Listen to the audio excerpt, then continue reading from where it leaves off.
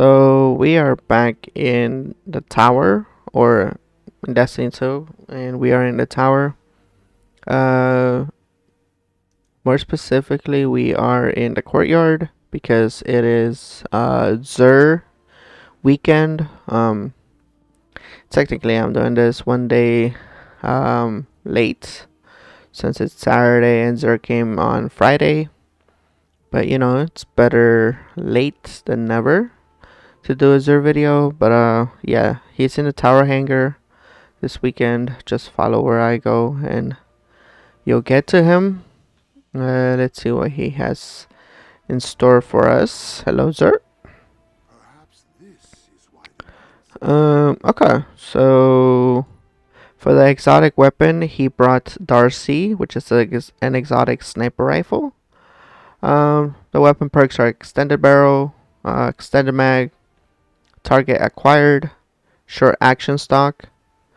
Darcy does have a catalyst. The intrinsic trait is personal assistance. Aim at an enemy to view its health and other critical information in the scope. This is pretty much a PvE sniper. If you even want to use a sniper in PvE, it's more like a fun sniper. It's not really that crucial to like any activity. Honestly, I think it's a heavy weapon too, so you need like power ammo in order to actually use it, which there are better other power or heavy weapons out there in the game. But yeah, this is the weapon just to have fun with it, I guess. If you don't have it and you wanna try it out, then go ahead and get it. It's more of a fun weapon than anything. Alright, moving on to the exotic armor, starting off with the Frosties, which is an exotic leg armor for the hunter.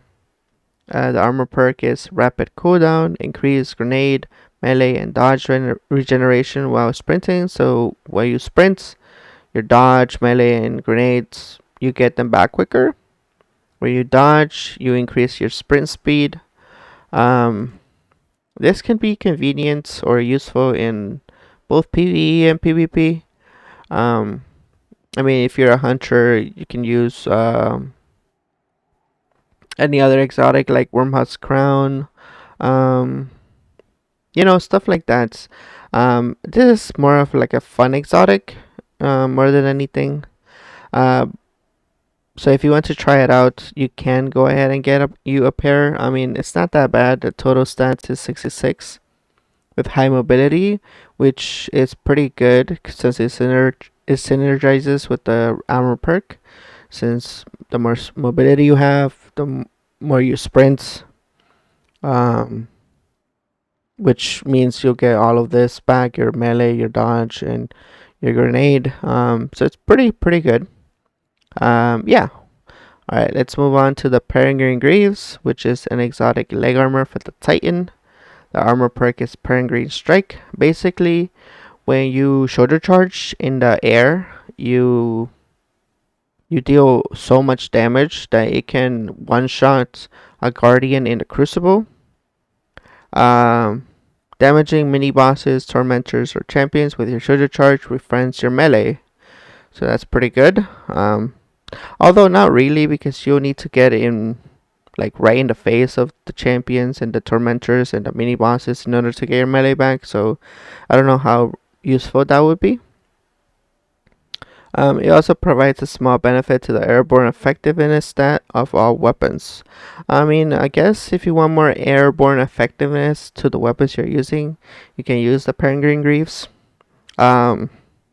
The total stats is 68, with strength being the highest, which is good because the more strength you have, the faster your melee will come back, which means you'll be using the Peregrine Strike perk more. So yeah, it has a good synergy. I mean, the mobility doesn't really matter. It has a high mobility too, but for a Titan, you don't really need mobility. But yeah, it's a fun exotic to use, honestly, in the Crucible if you want to one-shot Guardians with your shoulder charge. Last but not least, Zur has Lunafaction Boots, which is an exotic leg armor for the Warlock. The armor perk is Alchemical Etchings. Basically, when you put a rift down, your weapons reload quicker. When you put an Empowering Rift down, your weapons have more range. So that can be useful in both PvE and PvP. More so in PvE, since you can use this in like GMs, any PvE activity, honestly, where you need to reload your weapon faster to do more damage. The total stats is 64. It has a high recovery and high intellect, which don't really matter. Well, actually, the recovery does matter. Uh, is it the recovery? Yeah, I think the recovery matters to get your rift back quicker. So that's actually good. It synergizes well with the armor perk Comico Etchings. So yeah, I mean, if you don't have a parry, you can go ahead and get yourself one. Moving on to the Hawkmoon, it has Surplus, which is not the greatest perk for the Hawkmoon. I would suggest just waiting to for Zer to get a to bring a better Hawkmoon, but it's up to you. As always, Zer has the Xenology quest, which rewards an exotic cipher when you're completing it, which you can use in the tower in the exotic archive. As always, Zer has an exotic engram, which you can buy for 97 legendary shards. Let's take a quick look at the legendary weapons. He has Wolf Tone Draw, which is a combat bow. It has Impulse Amplifier and Cornered. I mean, if you use bows, I think that's a pretty good armor perks. I don't personally use bows, but I mean, any bows are good. They 2-tap, so yeah. I mean, let's move on to the Sniper Rifle, which is a Dauntless.